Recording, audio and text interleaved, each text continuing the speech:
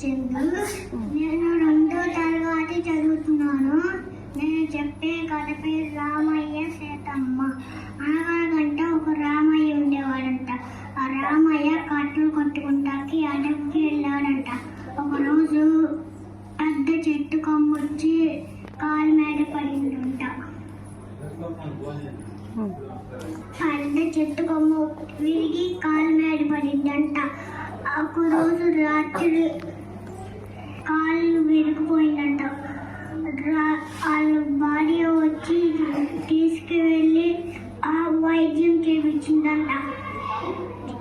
డబ్బులతోనే వైద్యం చేయించిందంట.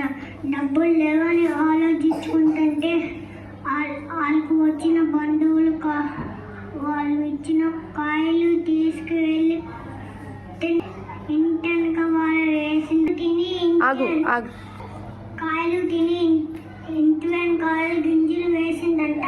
వేస్తే అయ్యి కొన్ని రోజులు ఉండగా పెద్దవి అయ్యి కాయలు ఇస్తే అయ్యే అమ్మిని అంట. సంతలోకి వెళ్ళి అవి అమ్మితే దాంతో పాటు కూరగాయ మొక్కలు కూర పెట్టిందంట. వాటితో అవి కూడా అమ్ముతూ జీవనాన్ని సాగిస్తూ ఉందంట. చెట్లు కొట్టే కాదు చెట్లు నీటిచ్చే చెట్లు పెంచుకొని జీవనాన్ని సాగించచ్చు. నీటి చెట్లు కొట్టే కాదు చెట్లు పట్టుకోకుండా కూడా జీవనాన్ని సాగించచ్చు. ధన్యవాదాలు. Good morning everybody. Myself Akshita. My story name is Starfish and Friends.